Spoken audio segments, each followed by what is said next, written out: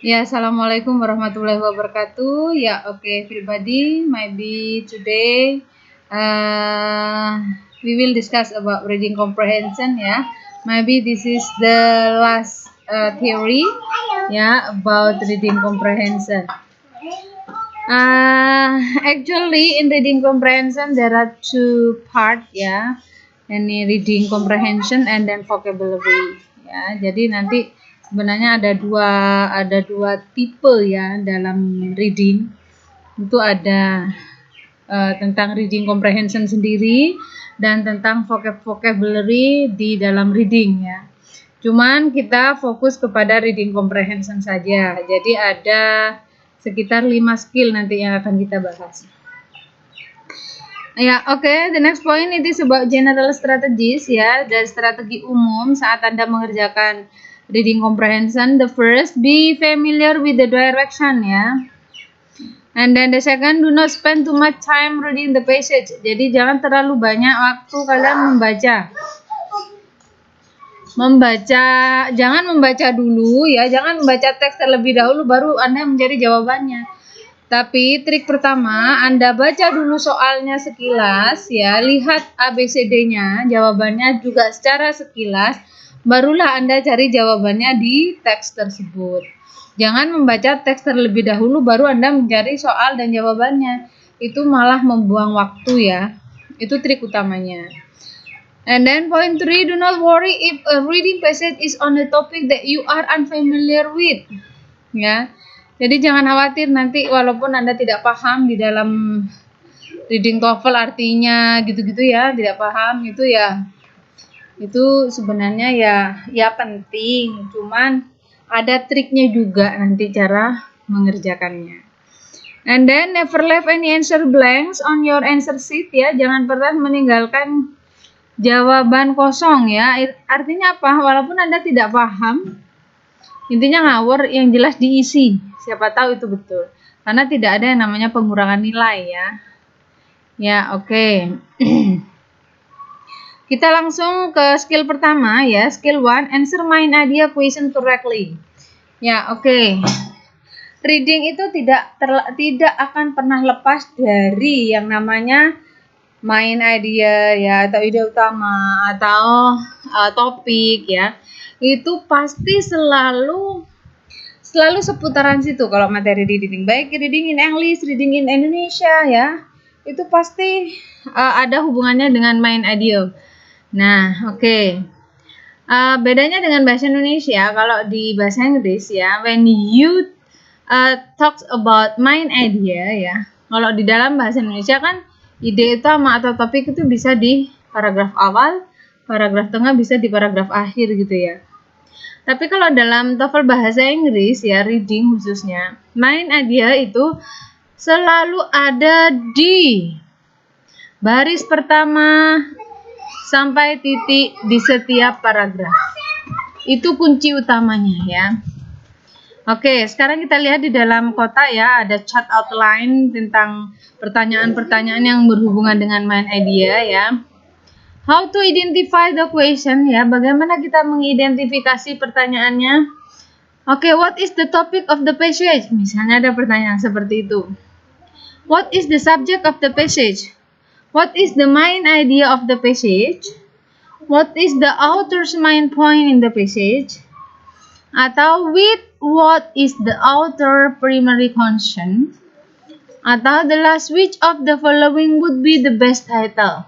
Nah, kalau Anda menemukan contoh-contoh pertanyaan yang seperti itu, nah, where to find the answer? Di mana kita harus menemukan jawabannya? Nah, silakan Anda pahami ini ya. The answer to this type of question can generally be determined by looking at the first sentence of each paragraph. Jadi, di kalimat pertama di setiap paragraf. Sampai titik ya. Jadi kalau misalnya dalam reading itu kok Anda menemukan hanya satu paragraf misalnya ya. Nanti saya kasih contoh, hanya satu paragraf. Jadi ide utama, topik, title, main point, subjek gitu ya, pertanyaan yang berhubungan dengan itu. Nah, Anda cukup membacanya hanya di baris pertama sampai titik. Baris ke bawah di ini baca nggak perlu. Ya, karena jawabannya tidak ada di situ. Jawabannya ada di seputar baris pertama sampai titik. Di setiap paragraf, kalau paragrafnya ada 3, ya ketiga-tiganya Anda baca, tapi cukup di baris pertama sampai titik. Ya, ya oke. Strateginya, read the first line of each paragraph. Take the keywords of the sentence. Make the conclusion of the main idea from the keywords. Eliminate the answer that do not match with the keyword. Gitu ya. Oke, sekarang saya kasih contoh. Silakan Anda nanti lihat di modul Anda ya, di dalam kotak. Di situ ada sebuah contoh. Nah, ini kan satu paragraf ya. Ini satu paragraf. Nah, di dalam satu paragraf ini, soalnya apa? Anda cek pertama dulu soalnya. What is the topic of this passage? Oh, ini berhubungan dengan topik. Nah, setelah itu Anda baca ABCD-nya. The Intelligence of John Dewey, Distinction, bla bla bla, sampai D ya.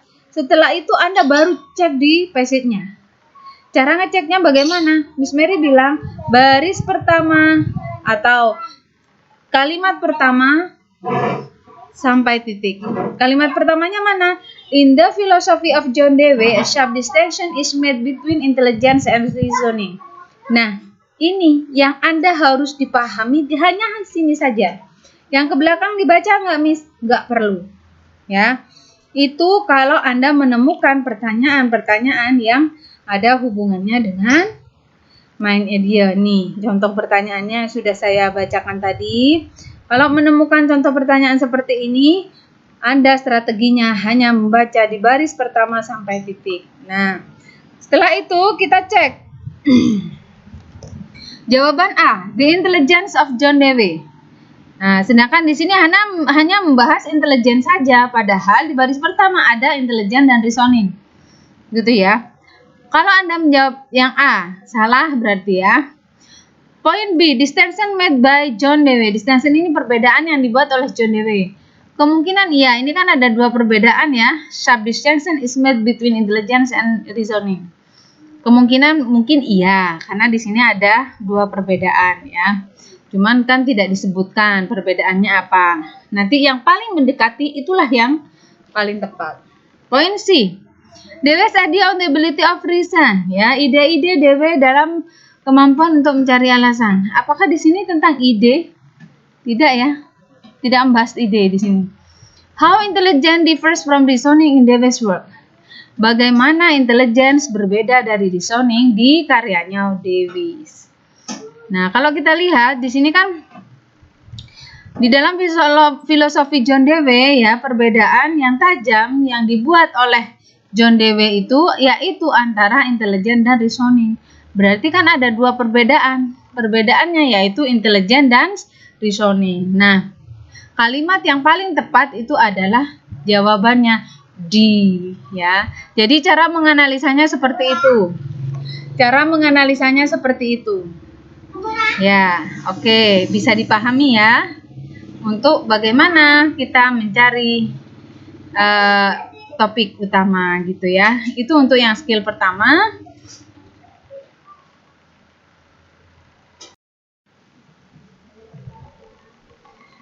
Ya, oke. Let's continue the skill 2 ya, recognize the organization of ideas. Nah, ini masih ada kaitannya dengan ide juga ya. Jadi masih ada kaitannya dengan skill pertama. Ada hubungannya dengan ide pokok juga ya. Oke, for example ya, ini how to identify the questions ya. Nanti kalau misalnya Anda ketemu dengan tipe pertanyaan seperti ini, how is the information in the passage organized? How is the information in the second paragraph related to the information in the first paragraph? Atau misalnya ada pertanyaan, how is the third paragraph? Ya, dan lain sebagainya. Nah, ini masih sama ya jawabannya. Where to find the answer? The answer to this type of question can generally be determined by looking at the first sentence of the appropriate paragraph. Masih sama ya. Cukup membacanya di baris pertama sampai titik setiap paragraf. Kalau dia ada 3 paragraf, ya ketiga-tiganya dibaca tapi hanya baris pertama sampai titik ya. Nanti contohnya ada di bawah. Ya. Oke, strategi. How about the strategy? Read the first line of each paragraph. Look for words that show the relationship between the paragraph. Choose the answer the best expresses the relationship ya. Oke, let's do an example. Coba kita lanjut lihat ke contohnya ya. Nah, di dalam passage ini sudah mulai ada 3 paragraf. Paragraf pertama dimulai dari if, paragraf kedua dimulai dari double D, paragraf ketiga dimulai dari today. Nah, pertanyaannya kita cek dulu ya. Pertanyaannya kita cek. Apa sih pertanyaannya? The third paragraph. Berarti kan yang ditanyakan paragraf ketiga. Tetapi karena ini pengelompokan dari ide ya, kita membacanya tidak hanya di paragraf ketiga. Ketiga-tiganya paragraf ini harus kita baca.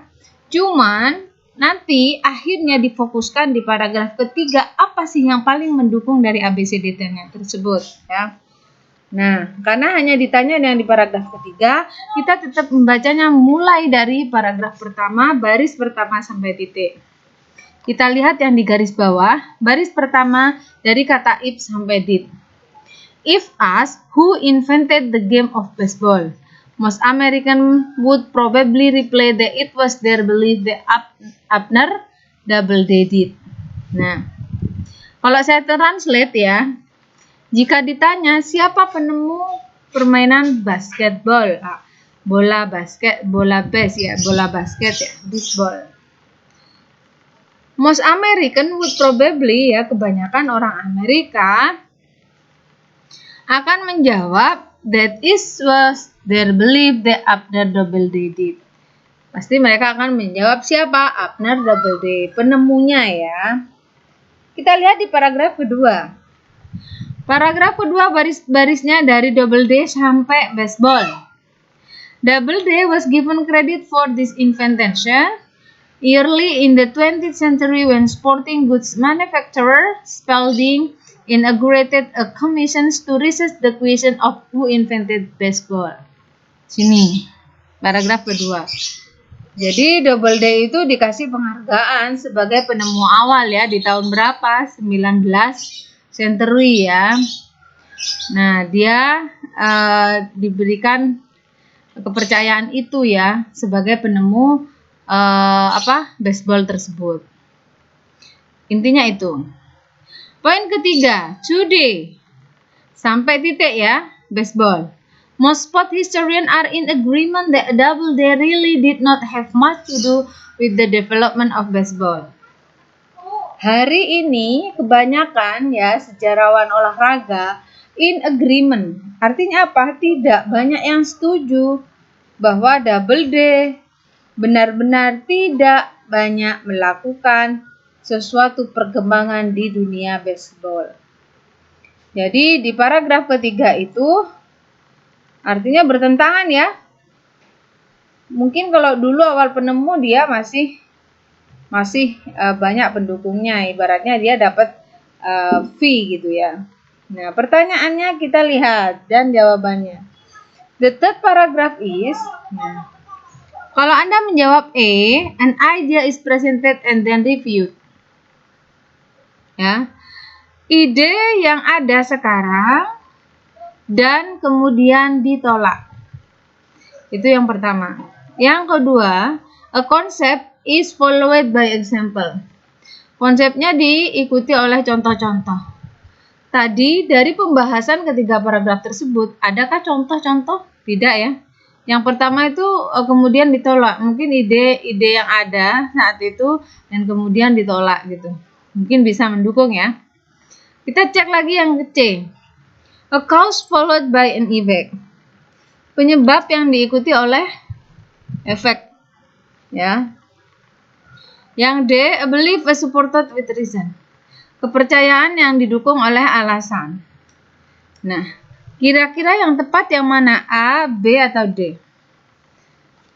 A, C ya, C. Penyebab yang diikuti oleh. Yang benar itu adalah A. ya, sebuah ide yang dulunya itu ada dan kemudian ditolak. Artinya apa?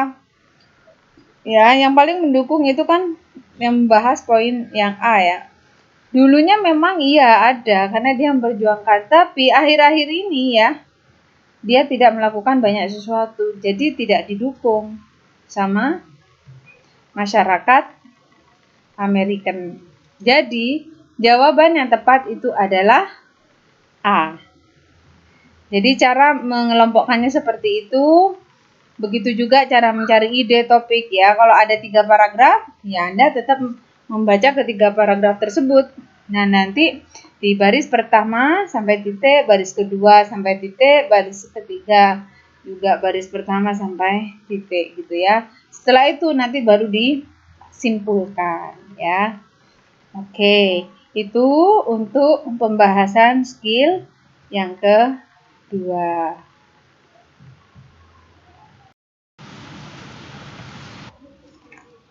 Ya, oke. Next, skill 3, answer state and unstate details correctly ya. Ya, oke. Jadi di sini ada yang namanya answer state and unstate ya. Jadi kalau state di sini apa yang dinyatakan di dalam tersebut, tapi kalau unstate itu yang tidak ada dalam pernyataan tersebut ya.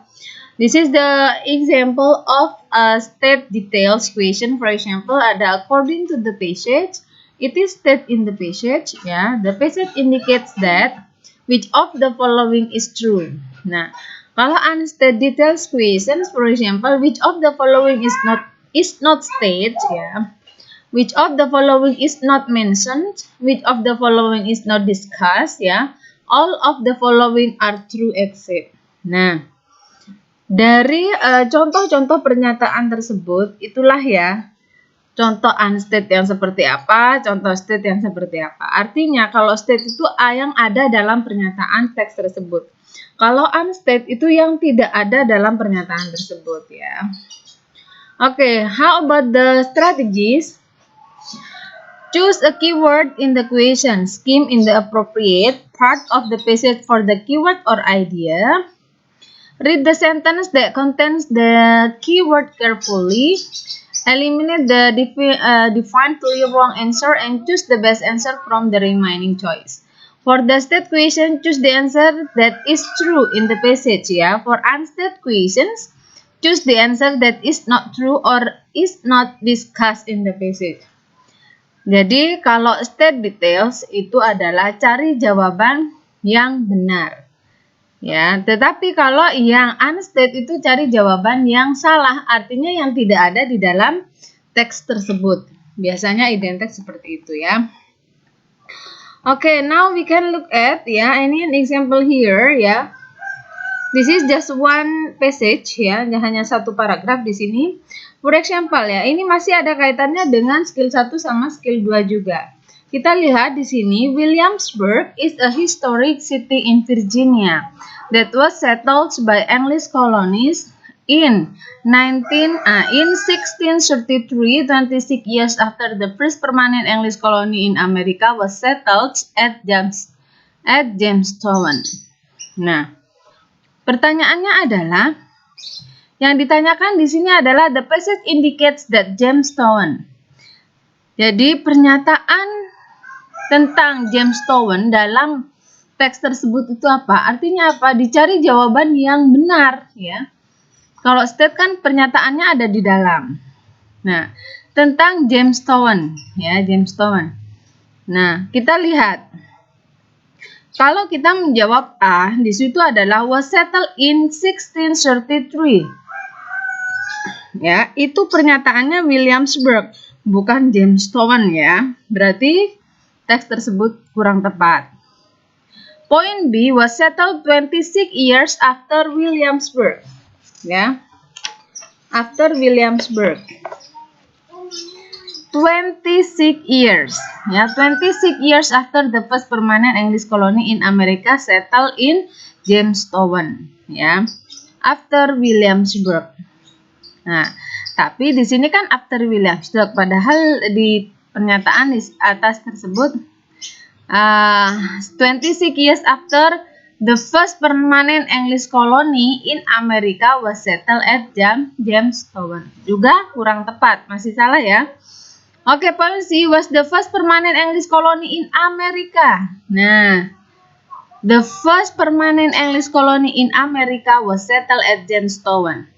Nah, pernyataannya itu adalah yang tepat tentang Jamestown itu poin C. Bagaimana dengan D? Was originally named Middle Plantation. Apakah membahas itu? No. Ya. Jadi jawaban yang tepat itu adalah C. Nah, caranya seperti itu ya. Kalau Anda menemukan contoh-contoh pertanyaan yang menggunakan dengan kata indicates ya, seperti yang ada di sini, ada kata state, ada kata true gitu ya. Ya, oke. Itu satu contoh untuk yang state details. Contoh selanjutnya di sini adalah unstated details ya. Kita lihat di dalam kotak di sini ya. Pertanyaannya adalah which of the following is not true about the word gadget? Nah, mana sih yang tidak tepat ya tentang kata gadget? Nah, kita lihat di dalam teks tersebut ada kata the word gadget is one such word. It was first used by British sailors in the 1850s and probably come from the French word gadget, which was a small hook. Nah, kita lihat ya, kalau Anda menjawab yang A, it is used the name something when the name is not known. Ya. Ini digunakan nama sesuatu ketika nama itu tidak diketahui. Ya, in English there are many different kinds of expression that people use to give a name to anything whose name is unknown or momentarily forgotten. Ya, oke. Kita lihat itu yang pertama. Tapi itu kan tidak membahas tentang gadget ya. Yang dipertanyakan di sini kan dari kata gadget. Ini kan membahas di baris pertama. Ya, berarti kurang tepat ya. Sedangkan kata gadget di sini adalah is one such word. It was first used. Bla bla bla sampai geser ya. Kalau kita melihat B, it was used at the beginning of the 19th century. 19th century ya, 19th century di situ adalah 1850. Ya. Sedangkan di sini 1550 di sini kan dimintanya 19. Nah, 19 itu artinya apa? Dia yang tidak disebutkan di dalam teks tersebut. It most likely come from a word in the French language ya, ada French language. Nah, ada kata geset. Nah, itu udah betul berarti. Point D, it first noun used was British sailor. British sailor juga disebutkan di sini. Berarti ya, jawaban yang kurang tepat itu adalah poin B. Ya. Oke ya, mungkin itu yang bisa saya jelaskan untuk yang poin state dan unsaid ya, unsaid. Silahkan nanti Anda pelajari lebih komplit lagi di contoh-contoh TOEFL exercise ya. Kalau di situ kita menemukan ada kata not true atau di situ unstated gitu, berarti itu yang tidak ada di dalam teks ya. Kalau di situ pernyataan yang ada, berarti itu state details. Ya, oke everybody. Maybe that's all for the skill 3 ya.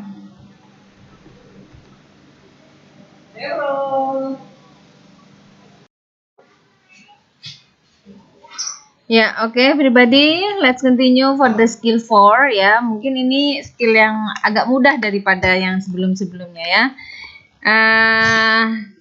It is about pronoun reference ya. Pronoun itu kalau kita ketahui kan itu kata ganti ya. Kata ganti itu apa saja? Ada kata he, ada kata she, ada kata they, ada kata I, ada kata you ya, ada kata we ya, atau ada kata us, it ya. Itulah kata ganti. Nah, pronoun di sini pasti akan keluar ya, pasti ada di dalam materi TOEFL. Ya, oke. How to identify the question? Jadi biasanya ini contoh pertanyaannya ya yang selalu muncul. The pronoun bla bla bla in likes X refers to which of the following ya. Misalnya the pronoun they in line 10 refers to which of the following. Nah, artinya apa? Kata ganti they di baris ke-10 itu mengacu pada apa? Nah, pada apa? Anda lihat nanti di teks tersebut ya. Atau pertanyaannya, the word it in line 1 refers to, sama ya, ini poinnya sama. Cuma model pertanyaannya aja. Misalnya kata it di baris pertama itu mengacu pada, nah kayak gitu. Where to find the answer? The line where the pronoun is located generally given in the question. The noun that the pronoun refers to is generally found before the pronoun. Jadi, kan tadi pertanyaannya mencari kata they. Jawabannya kira-kira ada di mana? Kita membacanya dari mana? Sebelum kata they. Jawabannya pasti ada di situ. Anda lihat dari titik sebelum they sampai sebelum they. Ya, sebelum kata they tersebut. Untuk memastikan kembali kalau misalnya Anda memiliki di situ kok ada dua jawabannya yang hampir sama, berarti Anda cari setelah they itu, ya. Setelah kata they itu Anda baru di cross check kembali. Oke, bagaimana strateginya? Locate ya, look at the pronoun in the passage ya. Locate the pronoun in the passage, lokasinya ya. Look the pronoun is plural or plural and look at the multiple choice. Look for nouns that come before the pronoun. Read the part of the passage before the pronoun carefully. Eliminate any definitely wrong answer and choose the best answer from the remaining choice. Ya, jadi kunci utamanya cari sebelum kata tersebut ya, kata ganti tersebut. Oke, I will give an example for you. Ya, saya kasih contoh di sini. Pertanyaannya adalah di sini number 1, the pronoun they in line 5 refers to. Jadi ada kata ganti they di baris kelima mengacu pada, kita lihat dari teks di atas ya. Kalau di samping kiri ada angka di sini ya, ada angka baris, ini artinya baris ya. Ada 5, artinya di baris kelima. Anda lihat langsung di sini ada kata they. Nah, berarti gimana Miss cara mencarinya? Kalian mencarinya di sebelum kata they. Dari kata in order to survive sampai ke kata foliage. Carilah di situ kata yang tepat pengganti dari kata they tersebut ya. Oke, kalau kita lihat kan kata ganti they ini mengacu kepada siapa gitu ya. In order to survive ya, these plants ya have developed mechanism to trap insects within their foliage. Nah, they have digestive flutes. Nah, kira-kira kata they ini apa? Humid areas. Adakah kata humid areas di situ penggantinya? No, tidak ada ya. And then next. Kita lihat yang poin B. Ada these plants. Ya, they itu kan banyak. Itu juga mempengaruhi ya plural singularnya ya. These plants ada? Ya. Kita lihat kemungkinan these plants. Ya. Kita lihat ada kata insects. Nah, insect ada? Ada ya. Tapi bukan dia membahas tentang insect di sini ya. Jadi artinya apa? Supaya tetap hidup tanaman-tanaman ini ya perlu dikembangkan secara mekanisme untuk apa? Menangkap serangga ke dalam foliage ini ya, mungkin ke dalam tumbuhan kayak gitu ya. Nah, mereka itu siapa? Ya tanaman-tanaman itu, bukan insect tersebut ya. Berarti yang tepat adalah these plants. Digestive flutes di ini apa tepat? Kurang tepat. Yang tepat adalah B. Gitu ya. Oke, sekarang kita lihat yang poin 2 ya. The pronoun it in line 8 refers to, kata it di baris ke-8. Kita lihat, kita cari di baris ke-8. Tadi baris 5, 6, 7, 8. Nah, di sini ada kata it. It gets caught up in the sticky hairs. Nah, kita bacanya dari mana? Dari kata the sandal. The sandal has sticky hairs on its leaves. When an insect lands on these leaves, it gets caught up in the sticky hairs. Ya.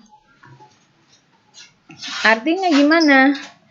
Ya, kata it ini kira-kira penggantinya apa? Kita lihat ABCD-nya ya. Ada kata a variety, ada kata the sandal, ada kata an insect, ada kata the leaf. Ya, oke, kita cocokkan. The sandal ya, the sandal itu nama tanaman itu ya. Apa? Dia mempunyai bulu ya di atas daunnya. Ketika seekor serangga ya, maksudnya ada di atas daun tersebut. Nah, it gets caught up.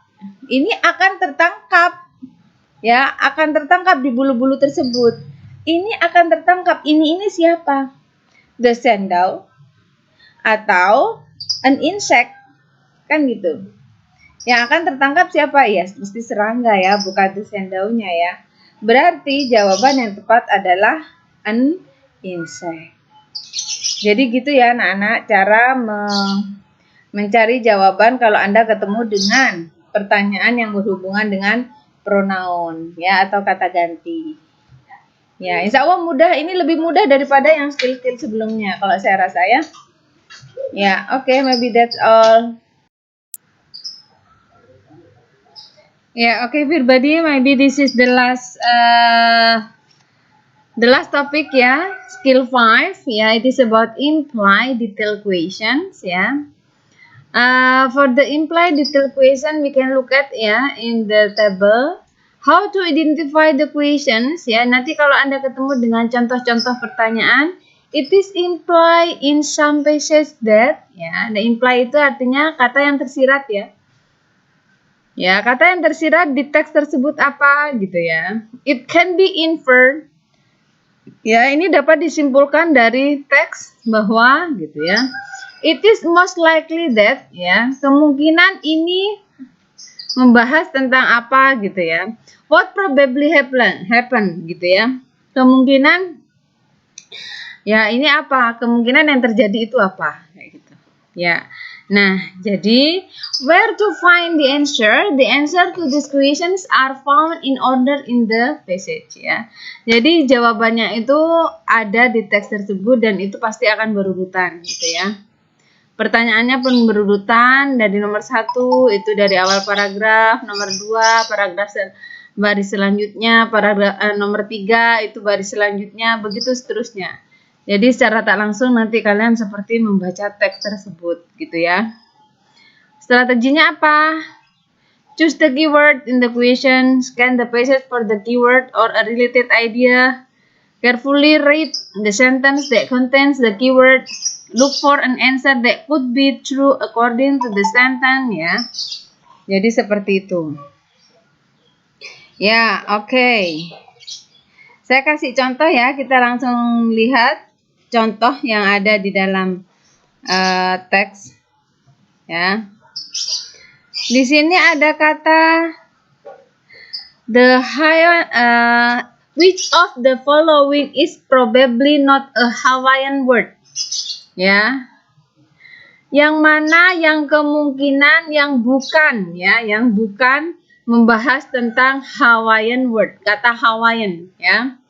Nah, kita bahas di sini Hawaiian word, kata-kata yang berhubungan dengan Hawaiian. Nah, kita lihat dari baris awal ya.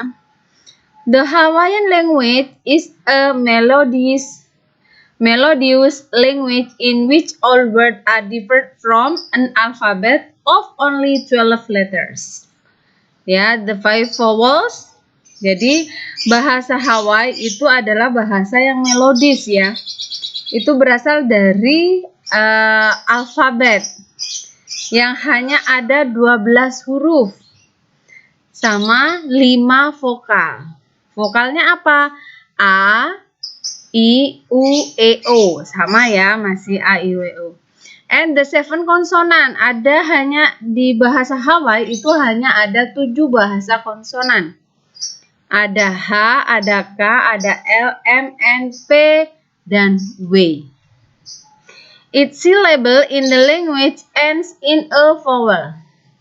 Ya, each syllable ini pengucapan ya. Pengucapan bahasanya itu berakhiran dengan vokal. Vokal itu ya A, I, U, E, O itu ya. And two consonants never appear together.